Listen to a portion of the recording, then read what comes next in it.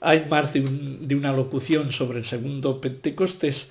Este está dicho el 26 de mayo de 1996 en el Santuario de las Latas, Santander, España. Pues entonces va de una forma especial para todos nosotros. El segundo Pentecostés. Con un extraordinario cenáculo de oración y fraternidad, celebráis hoy la solemnidad de Pentecostés.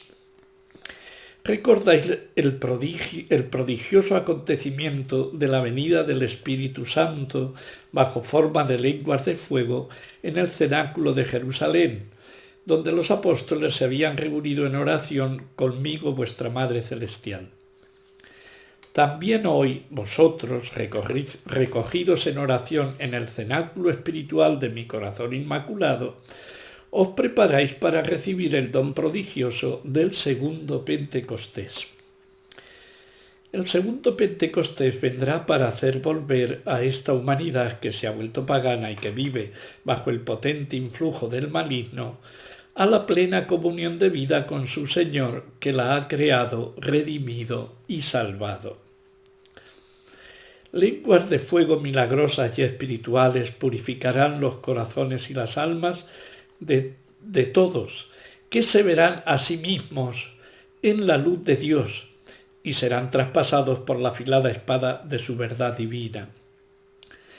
El segundo Pentecostés vendrá para conducir a toda la Iglesia al vértice de su máximo esplendor. El espíritu de sabiduría la conducirá a la perfecta fidelidad al Evangelio. El espíritu de consejo la asistirá y la confortará en todas sus tribulaciones. El espíritu de fortaleza la llevará a un cotidiano y heroico testimonio de Jesús. Sobre todo, el Espíritu Santo comunicará a la Iglesia el don precioso de su unidad plena y de la mayor santidad. Solo entonces Jesús traerá a ella su reino de gloria. El segundo Pentecostés descenderá en los corazones para transformarlos y volverlos sensibles y abiertos al amor, humildes y misericordiosos, libres de todo egoísmo y de toda maldad. Entonces el Espíritu del Señor transformará los corazones de piedra en corazones de carne. El segundo Pentecostés abrasará con el fuego de su divino amor los pecados que oscurecen la belleza de vuestras almas. De este modo, vuestras almas volverán a la plena comunión de vida con Dios. Serán jardín privilegiado de su presencia, y en este luminoso jardín florecerán todas las virtudes, cultivadas con particular solicitud por mí, vuestra celestial jardinera. Así el Espíritu Santo difundirá sobre la tierra el don de su divina santidad. El segundo Pentecostés descenderá sobre todas las naciones, que están tan divididas por el egoísmo y los intereses particulares, por antagonismos que con frecuencia enfrentan las unas a las otras, y así se han difundido por todas partes las guerras y las luchas fratricidas que han hecho derramar tanta sangre en vuestras calles. Entonces las naciones formarán parte de una sola y gran familia, recogida y bendecida por la presencia del Señor entre vosotros. Hoy os invito a entrar en el cenáculo de mi corazón inmaculado para recogeros en oración conmigo, vuestra Madre Celestial. Así unidos imploramos el don del Espíritu Santo y juntos esperamos la venida del segundo Pentecostés, que renovará el mundo y cambiará la faz de la tierra. Bueno, pues gracias, Madre, por estos mensajes y le pedimos al Espíritu Santo que nos ilumine para hacer el comentario, pues lo que el Espíritu Santo nos sugiera, que diga solo y todo lo que Él quiera y nada más. Nos recuerda lo primero la Virgen, el primer cenáculo. En el primer cenáculo no es el primer momento que actúa el Espíritu Santo. Es importante que recordemos que ya la Biblia nos dice que en la creación también estaba actuando el Espíritu Santo poniendo en orden toda aquella creación. El orden de la creación es fruto del Espíritu Santo. Me acuerdo, creo que era Einstein, que decía que mirando el universo estaba clarísimo que lo había hecho un matemático. Toda la acción no es fruto del azar, de la casualidad, el orden maravilloso del universo. Si uno se encuentra un reloj por una calle, a nadie se le ocurre pensar que ese reloj se ha hecho él solo, que es fruto del azar, es fruto de una mente que lo ha hecho y de unas manos que lo han creado. El universo es mucho más que un reloj, infinitamente más que un reloj. Y ahí lo veía él simplemente con la razón, no necesitaba la fe para ver un orden. Pues bien, la Biblia nos dice que el Espíritu Santo ya estaba actuando en ese orden de la creación. Pero sabemos también que todo el Antiguo Testamento es también fruto de la inspiración del Espíritu Santo.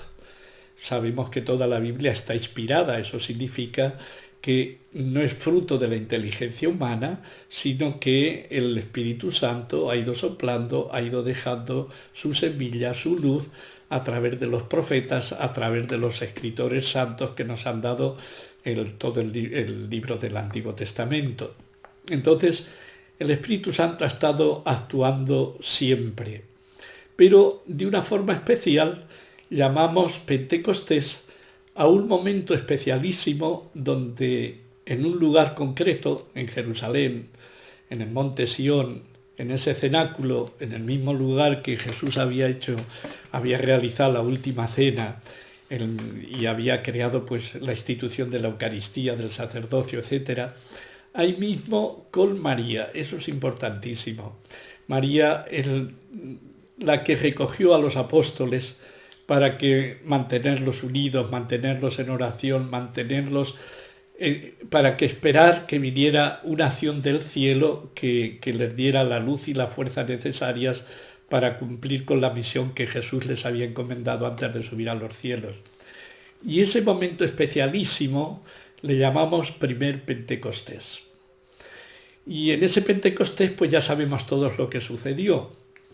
Sucedió que aquellos hombres que eran miedosos, todos habían abandonado a Jesús, menos Juan, que estaban desunidos, que cada uno estaba disperso, que eran incultos, pues comenzaron a hablar en lenguas, todo el mundo les entendía lo que decían, les transformó por completo. Y la Virgen aquí nos dice que cuando nosotros estamos recordando ese momento, es algo mucho más que recordarlo. Y ella nos habla ahora para hoy, también hoy, vosotros, recogidos en oración en el cenáculo espiritual de mi corazón inmaculado, os preparáis para recibir el don prodigioso del segundo Pentecostés. Esto es importante. Os hago notar, claro, he leído muchas veces el libro y me llama la atención muchas veces como el corazón inmaculado, unas veces es refugio, otras veces es jardín y otras veces es el cenáculo que une todo el universo, todos los orantes que estamos con María. Y nos dice una cosa curiosa, no para que pidamos el Espíritu Santo cada uno de nosotros. Tenemos que reconocer que incluso a mí me llama muchísimo la atención ese segundo Pentecostés, no otro Pentecostés, segundo Pentecostés, porque si es verdad que el Espíritu Santo actuó en la creación en el Antiguo Testamento, con mucha más razón, no solo en el cenáculo, sino en el tiempo posterior, en estos 2000 años de la Iglesia, quien ha suscitado los concilios, quien ha suscitado en el fondo santos, místicos, pues Santa Teresa o Santa Catalina no sabía ni leer y es doctora de la Iglesia. ¿De dónde recibió su teología y su mística Santa Teresa o San Juan de la Cruz? ¿De los libros? No, del Espíritu Santo. Por tanto, toda la acción, todo el desarrollo espiritual, teológico de la Iglesia en estos 2000 años, el autor fundamental ha sido el Espíritu Santo. Por tanto, la Virgen ahora se está refiriendo a un momento particularísimo que tendrá el Espíritu Santo, que ella llama segundo Pentecostés, segundo Pentecostés. Ese segundo Pentecostés solo se dará si estamos en el corazón inmaculado, porque el Espíritu Santo no fue a toda la ciudad de Jerusalén, fue a un lugar concreto que estaba el centro de ellos, María. Y ahora ese segundo Pentecostés va a suceder en el cenáculo, en el corazón inmaculado de María. De ahí la importancia que continuamente da el libro a que nos consagremos a su corazón inmaculado, porque sólo ahí vamos a recibir en plenitud el Espíritu Santo. El que no esté ahí no lo recibirá, porque es cenáculo, es un segundo Pentecostés. No es solamente una acción particular del Espíritu Santo. Yo he estado en algunas misas carismáticas, ves allí unas acciones que puedes pensar, dice, hay una acción en estos últimos años del Espíritu Santo a través de muchas oraciones carismáticas, donde el Espíritu Santo, que era como el gran desconocido, hoy está más presente que nunca posiblemente en la oración de muchas comunidades. Pero lo que nos anuncia aquí la Virgen es otra cosa. Es una presencia y una acción del Espíritu Santo especialísima a la que ella llama segundo Pentecostés. Y este segundo Pentecostés ella después nos explica en qué va a consistir. Nos dice, el segundo Pentecostés vendrá. ¿Para qué vendrá el segundo Pentecostés? Fijaos lo que dice lo primero. Para hacer volver a esta humanidad que se ha vuelto pagana y que vive bajo el potente influjo del maligno, a la plena comunión de vida con su Señor, que la ha creado, redimido y salvado. La función entonces ahora del Espíritu Santo va a ser global, ya no se va a reducir solo a un grupo. Dice que viene para salvar a toda la humanidad, para hacerla volver al Señor. Esto nos tiene que hacer reflexionar. A veces pensamos por qué la Iglesia no triunfa, por qué el mensaje evangélico no triunfa. Quizá porque pedimos poco al Espíritu Santo, porque confiamos más en nuestros planes, en nuestras instituciones, en nuestras universidades, en nuestros programas, más que en el Espíritu Santo. Y está claro que solo el Espíritu Santo puede transformar el mundo. Ni la psicología, ni la filosofía, ni nadie, solo el Espíritu Santo puede dar un salto a esta humanidad para que cambie absolutamente. Por tanto, ¿cómo no desear que venga ese segundo Pentecostés? Y dice, lenguas de fuego milagrosas y espirituales purificarán los corazones y las almas de todos, que se verán a sí mismos en la luz de Dios y serán traspasados por la afilada espada de su verdad divina. Ayer precisamente creo que esto también puede darnos luz a una pregunta que hacía ayer César del aviso y del segundo Pentecostés, y yo creo que aquí nos está dando un poco la Virgen también como una respuesta a esa pregunta. El aviso es que nos vamos a ver en la luz de Dios. Alguna experiencia de esa, la hermana Lucía dice, cuando vino la Virgen, que se veían en la luz de Dios. Se veían en la luz de Dios. Claro, es muy distinto verse con la luz humana que verse con la luz divina. Ahí descubriríamos manchas donde nuestros ojos no lo ven. Porque la mirada de Dios, la luz de Dios penetra hasta lo más profundo. Si yo me miro ahora a mí mismo, no veo si tengo un cáncer dentro del pecho, del pulmón. Necesito una radiografía o una luz mucho más potente que penetre dentro. Nosotros incluso al hacer nuestro examen de conciencia nos vemos con nuestra luz o a la luz de los 10 mandamientos, pero eso es una luz que no penetra hasta lo más profundo, lo más profundo. Necesitamos la luz del Espíritu Santo. Y es lo que nos promete la Virgen, un corazón nuevo y un alma nueva. Y eso solo es fruto del Espíritu Santo, que se nos meta dentro de la cabeza, que nos tenemos que hacer devotos absolutos del Espíritu Santo, que todo lo demás son palabras humanas, consejos humanos muy bonitos, propósitos humanos muy hermosos. Solo con la luz y la fuerza del Espíritu Santo lograremos cambiar nuestras almas y nuestros corazones. Sigue la Virgen diciendo, el segundo Pentecostés vendrá, primero ha sido para todos, ahora para conducir a toda la Iglesia al vértice de su máximo esplendor, a toda la Iglesia. El espíritu de sabiduría la conducirá a la perfecta fidelidad al Evangelio. El espíritu de consejo la asistirá y la confortará en todas sus tribulaciones. El espíritu de fortaleza la llevará a un cotidiano y heroico testimonio de Jesús. Sobre todo el Espíritu Santo comunicará a la Iglesia el don precioso de su unidad plena y de la mayor santidad. Es verdad que esto que nos dice aquí la Virgen nos puede servir hasta como de examen de conciencia de nosotros, Iglesia, cómo estamos. Si dice que la conducirá a la perfecta fidelidad al Evangelio, quiere decir que hoy nosotros, la Iglesia, no es fiel al Evangelio. Y tenemos que ser conscientes de ese pecado y pedirle Espíritu Santo, ven, porque ¿qué es una Iglesia que no es fiel al Evangelio? Sal que no da sal, que solo sirve para ser pisoteada. Dice, el espíritu de consejo la asistirá y la confortará en todas sus tribulaciones, porque la verdad es que es una tribulación es ir a una parroquia y escuchar en una parroquia, en un sermón, en una universidad, a un sacerdote que esta cosa está mal y a otro decir que esa misma cosa está bien. Es aquello que decía un poco, decía Garabandal, de que habrá cardenales contra cardenales, obispos contra obispos, y hoy muchas veces esa confusión la tenemos. Recuerdo un matrimonio amigo que cuando jóvenes pues estuvieron en la parroquia y por desgracia lo dejaron un poquito. Creo que nunca lo han dejado del todo, pero un poco. Y decía, cuando os pongáis de acuerdo, volveremos a la Iglesia. Y posiblemente mucha gente ha dejado la Iglesia por nuestra propia confusión, porque nos falta esa unidad de pensamiento. El espíritu de fortaleza la llevará a un cotidiano y heroico testimonio de Jesús. Lo heroico solo se da en la dificultad. Solo en la dificultad.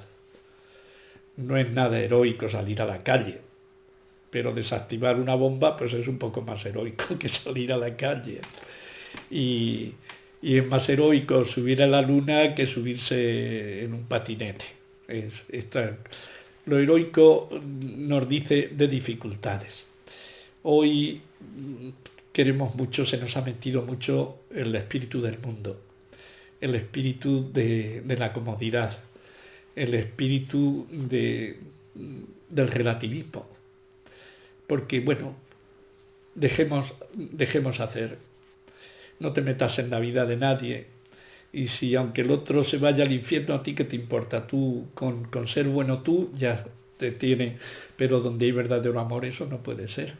Entonces, dar hoy testimonio del Evangelio, decir pecado a lo que el Evangelio llama pecado, decir santidad a lo que el Evangelio llama santidad, decir justicia a lo que el Evangelio dice justicia, decir verdadera humanidad a lo que el Evangelio dice verdadera humanidad, decir lo que es la naturaleza del hombre, el Evangelio, a lo que nos dicen hoy pues muchos filósofos de lo que es el hombre. Hoy día es heroico.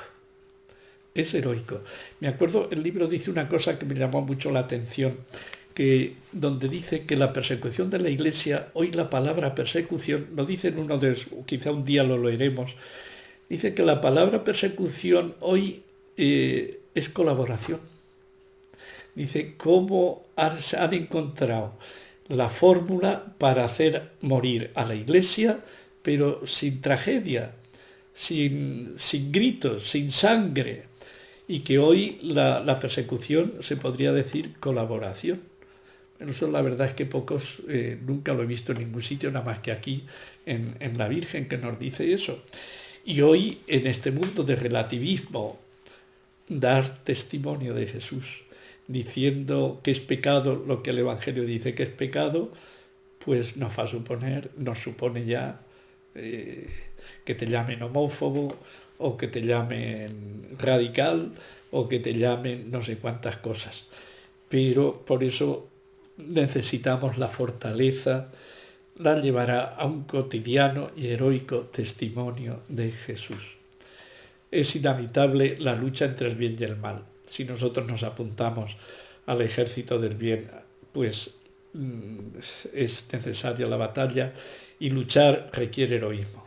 Sobre todo cuando en esa lucha son muchos más los que piensan de otra forma distinta al Evangelio que los que queremos dejarnos llevar por su luz.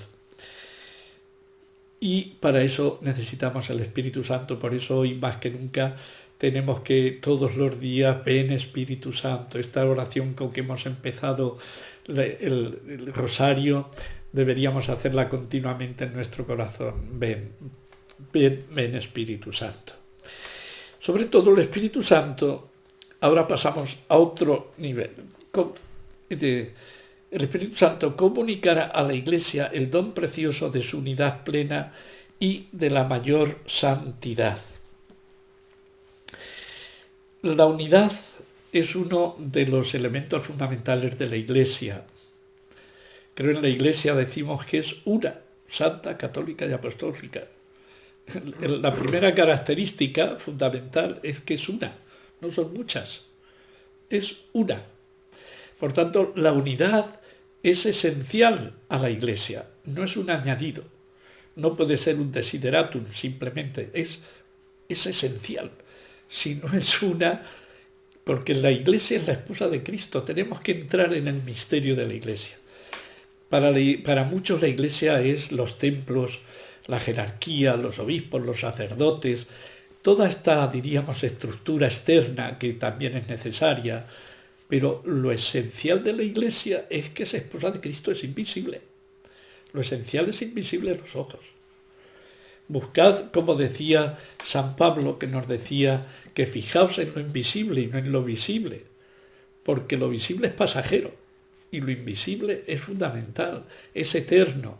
Entonces, tenemos que fijarnos en lo invisible del ser de la Iglesia, que es ser esposa, que es ser cuerpo de Cristo y que va mucho más allá de su estructura externa que, como os he dicho antes, es necesaria. Vemos que esa unidad, para que sea verdadera, tiene que ser en la verdad y en la santidad. Solo en la verdad, solo en Jesucristo, que es la verdad, y solo en la caridad, que es Jesucristo, que es el amor, que es Dios hecho carne, encontraremos la verdadera unidad. Y hoy más que nunca la necesitamos. ¿De qué va a ser fruto? ¿De las componentes humanas? No. ¿De muchas reuniones? No. ¿De sínodos sobre la sinodalidad? Tampoco. Del Espíritu Santo. ¿Y eso qué significa? Pues que tenemos que ser más humildes, comprender que la unidad es un don que Jesús pidió al Padre, no se lo pidió a los apóstoles. Fijaos que a los apóstoles les manda que se amen como Él nos amó, que ya eso es imposible prácticamente. Sí, la unidad de Padre te pido para que sean unos. Y solo el Padre mandándonos su Espíritu puede hacer realidad esa oración de Jesús. Por tanto, no podemos quedarnos quietos, tranquilos, nosotros católicos, hijos de la Iglesia, miembros de la Iglesia, mientras que no sea una. Tenemos que luchar por esa unidad, pero, como digo, verdadera unidad, no falsa. Creo que lo falso es lo que domina el mundo de hoy, también el mundo y también la Iglesia.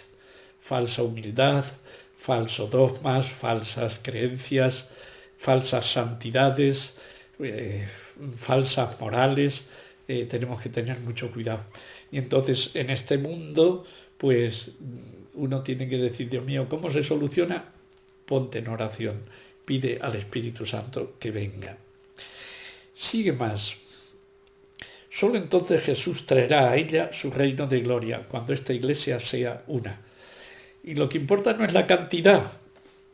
Para Dios siempre la santidad vale más que la cantidad. Valen más para la Iglesia 100 santos que 1.000.000 de mediocres. Mucho más. La humanidad lo que hoy necesita es santos. La Iglesia lo que hoy necesita, santos, humildes, fieles a Jesucristo, a su Evangelio y al verdadero ser de la Iglesia. Porque nunca olvidemos que Cristo ya es inseparable de la Iglesia. Él es la cabeza y la Iglesia es su cuerpo. O únicamente en la Iglesia puedo encontrar la plenitud de Jesucristo. Y únicamente unido a Cristo puedo ser Iglesia, por supuesto. Pero son inseparables. Ya la persona como persona individual de Jesús es inseparable de su cuerpo, que es la Iglesia, de su esposa, que es la Iglesia. Lo que Dios ha unido, que no lo separe el hombre. Y lo mismo que, como nos dice San Juan, el Padre lo ha puesto todo en el Hijo. Y nadie puede ir al Hijo, al Padre, si no es en el Hijo. Nadie puede ir al Hijo si no es en la Iglesia. En la Iglesia verdadera, la única Iglesia verdadera. Solo entonces Jesús traerá a ella su reino de gloria. Por tanto, y fijaos qué importancia es que la Iglesia de Cristo, independientemente de los miembros que sean, sea una, sea santa, y cuánto necesitamos al Espíritu Santo. Sigue adelante. El segundo Pentecostés descenderá en los corazones para transformarlos y volverlos sensibles y abiertos al amor, humildes y misericordiosos, libres de todo egoísmo y de toda maldad. Entonces el Espíritu del Señor transformará los corazones de piedra en corazones de carne. Tenemos que estar atentos, de verdad, hermanos, porque me río un poquito porque el otro día me enseñaron algún vídeo de estos youtubers que hacen bromas y que llaman por teléfono y bueno, pues le hacen como, bueno, pues bromas y como que son, no voy a explicar aquí ninguna cosa. Y te das cuenta que al principio la ingenuidad, todo va muy bien, pero cuando se aprieta, ahí ya saltan las palabrotas, te voy a cortar el cuello, te voy a ir y te voy a machacar. Estemos atentos porque eso no son solo las personas que dicen eso, nos está reflejando a todos. Nosotros somos buenos mientras que nos acarician, pero cuando nos aprietan un poco el cuello, hacemos como los gatos, sacamos las uñas. Y por eso Jesús comenzó predicando: si no os convertís, todos pereceréis. Somos menos buenos de lo que creemos. Necesitamos que el Señor purifique nuestros corazones, que nos dé una sensibilidad nueva, una mirada nueva, que yo comprenda que el otro soy yo, que el otro es mi carne, más que yo, es mi carne. Y por eso Jesús me dice que tengo que amar al otro como a mí mismo. ¿De verdad, hermanos, creemos que amamos a los otros como a nosotros mismos? Yo no. ¿O que los amamos como Cristo? No. Estamos lejos de tener el corazón de Cristo, que dio la vida por todos, y de perdonar de verdad al enemigo. Y esto es lo que más necesita las familias. Si tuvieran este amor, no se desharían. Los partidos políticos no se echarían los troncos al cuello.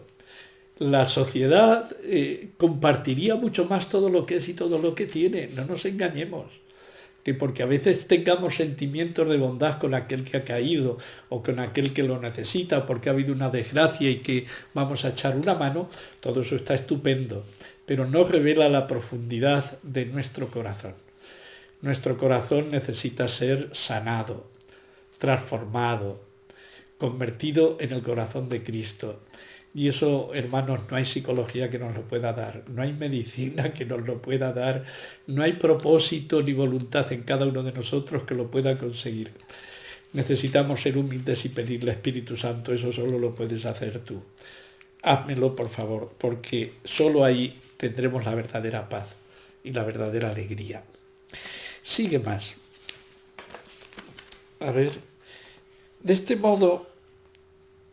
Así, el segundo Pentecostés abrasará con el fuego... Entonces el Espíritu del Señor transformará los corazones de piedra en corazones de carne. Qué alegría el día que tengamos un corazón de carne en vez de uno de piedra. El otro día nos enseñaron unos vídeos una charla preciosa también sobre cómo el agua purifica nuestros corazones, cómo el corazón es como un elemento extraordinario cuyo vértice purifica a través de la sangre, purifica y que es agua fundamentalmente. Era precioso. Y ver cómo Dios ve nuestro corazón, no más que nuestras obras, nuestro corazón, y cómo necesitamos purificar ese corazón que une de alguna forma la cabeza con el estómago, lo espiritual con lo material, el alma con el cuerpo. Es ese corazón que tenemos aquí, en el corazón inmaculado de María o el Sagrado Corazón de Jesús.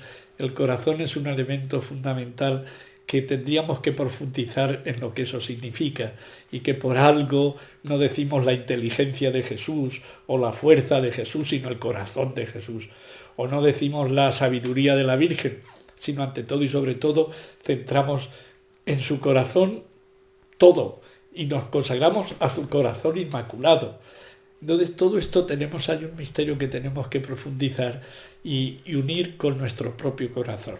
No me extiendo para continuar un poquito luego dice, el segundo Pentecostés abrasará con el fuego de su divino amor los pecados que oscurecen la belleza de vuestras almas.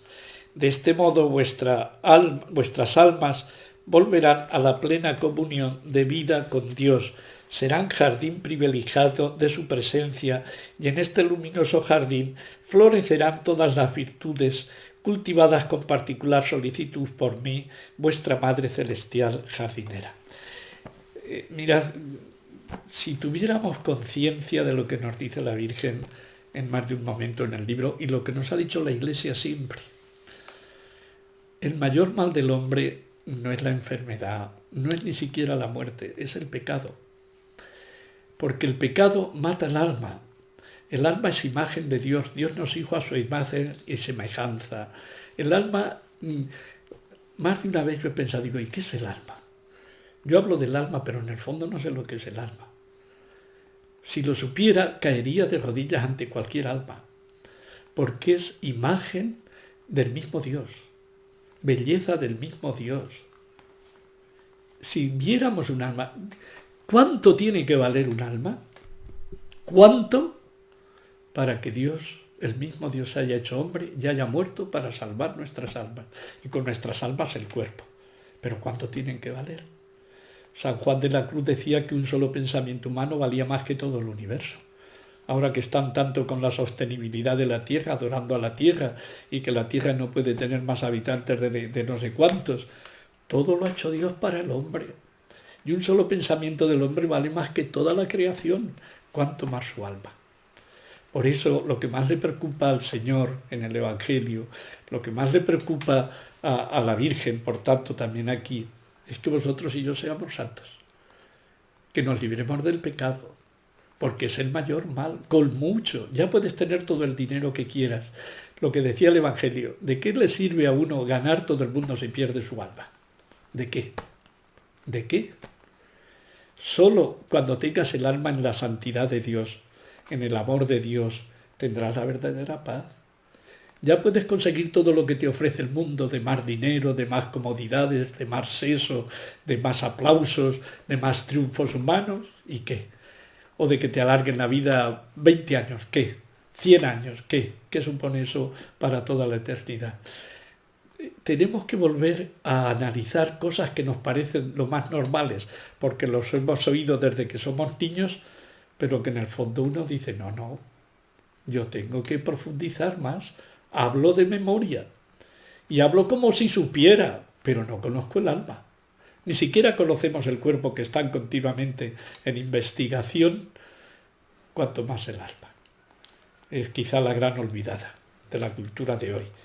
Tenemos que hacer caso de la Virgen, que nos dice, mira la santidad. Y nos dice que eso nos lo va a dar el Espíritu Santo. ¿Cómo no volver a amarnos a nosotros mismos? Que florezca la santidad, la belleza de nuestra alma. ¿Cómo no pedir al Espíritu Santo que venga? Y dice, así el Espíritu Santo difundirá sobre la tierra el don de su divina santidad, haciendo santos a los hombres, haciendo santas nuestras almas, santifica toda la tierra. ¿Y esto por qué? Porque estamos de nuevo. No es el hombre el que tiene que estar al servicio de la tierra. Es la tierra al servicio del hombre. Y quien diga lo contrario es que ha olvidado desde el Génesis al Apocalipsis y a la redención de Cristo. El hombre es el centro. Por el hombre ha hecho Dios todas las cosas, por Jesucristo, pero por supuesto para el hombre, y la ha puesto a sus pies. Y del primer mandato, extendeos, multiplicaos y someted la tierra. Entonces, cuando nosotros nos dejamos invadir y nos dejamos santificar nosotros, es la mejor ecología. Porque nuestra santidad se transmite a toda la tierra. No son palabras mías, está dicho aquí. Y está dicho en el Evangelio, porque toda la creación tiene una gran armonía. Y por eso tenemos que pedir perdón a Dios, incluso a los hermanos, de nuestros pensamientos, porque nuestro pensamiento influye en el bien o en el mal de toda la creación. Hermano, que esto son cosas de fe, son cosas del Evangelio que son una maravilla y que nos tienen que obligar a profundizar en el conocimiento verdadero de lo que es el hombre, que nos lo da la palabra de Dios infinitamente más que la psicología, que hoy es otro de los campos donde el hombre se ha centrado solo en la psicología y ha olvidado que solo con la luz de Dios puede entender lo que es el hombre y lo que es la creación y el puesto del hombre dentro de la creación. Seguimos.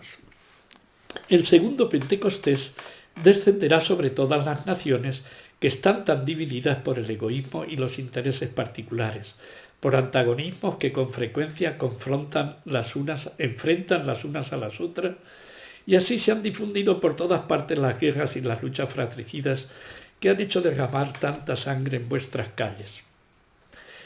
Esto creo que no necesita mucha explicación, ¿no? Creo que no. Pero sigue aquí, entonces las naciones formarán parte de una sola y gran familia, recogida y bendecida por la presencia del Señor entre vosotros. Esto me parece que tiene más intríngulis de lo que parece y que tiene como más carne de lo que a lo mejor en primera vista puede parecer. ¿Por qué lo digo? Porque dice aquí, entonces las naciones formarán una sola familia. Pero fijaos que el nuevo orden mundial quiere como una sola familia sin naciones.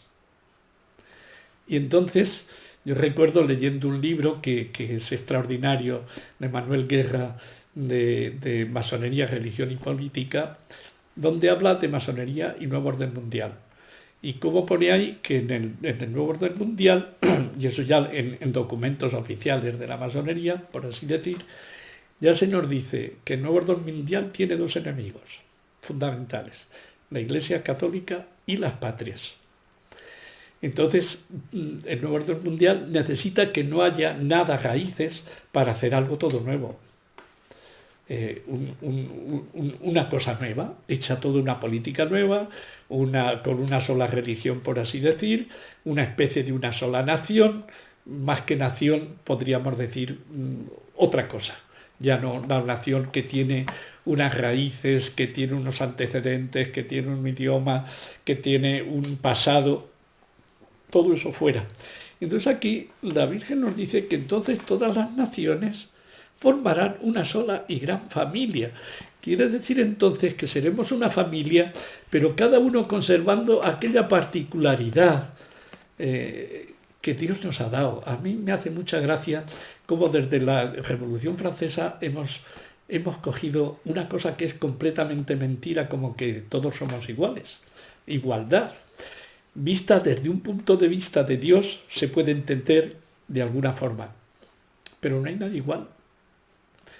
Ni un ser humano es igual a otro, ni un ser humano, en todo, ni en lo físico, ni en el ADN, ni en el alma, ni en el espíritu, ni en la inteligencia. No hay ninguno igual. ¿Cómo que somos todos iguales? Lo que me dice la naturaleza es la desigualdad. Dios no tiene fotocopiadoras. Incluso hasta los árboles, las hojas de los árboles, cada una es distinta. Me acuerdo hasta leyendo una vez de un inglés que había hecho fotografías de los copos de nieve y cada uno cristalizaba de una forma.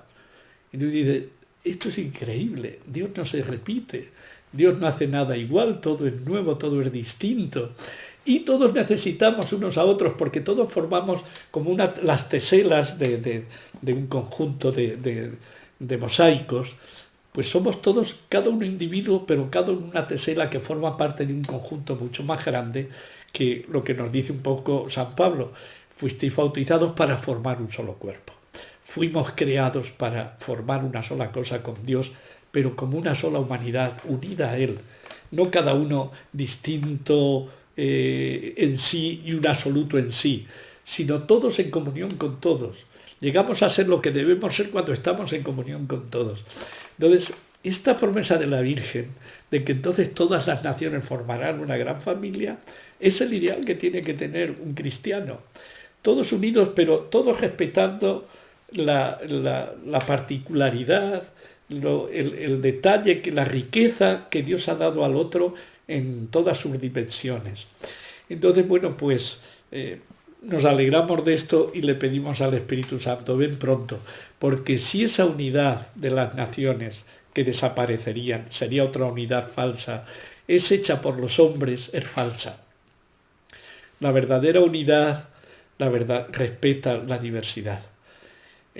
No es una unidad impuesta, no es una unidad impuesta, es la unidad del amor. No se puede imponer a dos personas que se casen, tiene que ser libremente. Una función del amor verdadero es que es libre, y el mismo Dios lo hace con nosotros. ¿Quieres? Si quieres, ante ti pongo la vida y la muerte, elige lo que tú quieras. Si quieres, ven conmigo. Es siempre, Dios respeta tremendamente esta libertad.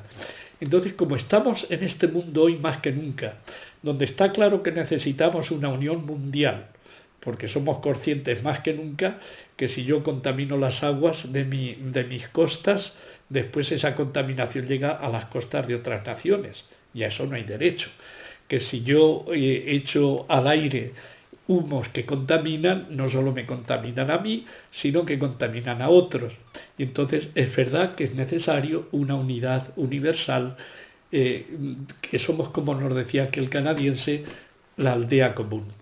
Y entonces necesitamos, es verdad, ser conscientes de que todos dependemos de todos y que todos tenemos que ayudarnos a todos. Pero eso para el pobre ser humano en pecado es imposible. Necesitamos un corazón nuevo, un alma nueva, para poder amarnos de esa forma, respetando al otro en su diversidad verdadera, no en aquello que le hace mal, sino en su diversidad auténtica, en la que proviene de Dios. Entonces estamos en un momento apasionante. Entonces el diablo va a llevar a esa unión falsa y nosotros tenemos que pedir, no, queremos la verdadera unión, la que proviene de Dios, la que proviene de la luz del Evangelio, la que proviene de la fuerza del Espíritu. Y eso solo nos lo hace el Espíritu Santo. Veis que entonces es un Pentecostés que no solo afecta a un pequeño grupo, como en Jerusalén, o a 12 personas, sino que va a ser un Pentecostés. ¿Cómo va a ser entonces este Pentecostés? ¿En un momento dado o como una especie de proceso en momentos? No lo sé. Lo que sí sé es que es apasionante y que creo que lo veremos y que hay que pedirlo con intensidad. Dice aquí, entonces las naciones formarán parte de una sola y gran familia, recogida y bendecida por la presencia del Señor entre vosotros. Ese entre vosotros también es importante. Algunas veces hemos oído, y eso lo dijo Juan Pablo II, que el cielo es más un estado que un lugar. Y es verdad que es un estado. La santidad es un estado, pero es también un lugar, en el sentido de que el entre nosotros supone un espacio, aunque sea espiritual, pero un espacio donde se multiplica nuestra felicidad, porque la felicidad del otro es mi felicidad. Y entonces Jesús no solo vivirá en cada uno, sino entre vosotros, entre vosotros. Me parece que esto es una promesa extraordinaria, porque hará que en la tierra sea como en el cielo, donde cada santo no solo vive con Dios, sino que viven en las moradas que dice Jesús. En mi me voy para poneros morada, hay muchas moradas distintas, muchos lugares distintos, una cosa preciosa. Entre vosotros, pues quiere decir que Jesús gobernará, ya no serán las falsas democracias, porque en el fondo lo que tenemos son falsas democracias, no será el mal del mundo que se une como en Babel para ir contra Dios, sino que será toda la tierra un jardín, porque donde está Dios está la felicidad plena y todo está en armonía, incluyendo la naturaleza. Una preciosidad. Termino porque ya es tiempo. Hoy os invito a entrar en el cenáculo de mi corazón inmaculado para recogeros en oración conmigo, vuestra Madre Celestial. Aquí la tenemos. Que esta imagen sea de cómo tenemos que orar siempre con María.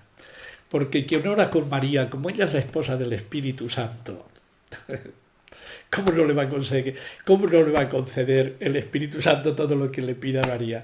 Entonces, lo más inteligente que podemos hacer, hermanos, es orar siempre con María, porque va a ser una oración eficaz, va a ser una oración que va a conseguir lo que quiere, no por nosotros, sino porque María pone ahí su oración, su intercesión, y es la omnipotencia suplicante. Terminamos. Así unidos, imploramos el don del Espíritu Santo y juntos esperamos la venida del segundo Pentecostés que renovará el mundo y cambiará la faz de la tierra. Una maravilla. Pero atención a ese, unidos juntos con María. Que así sea.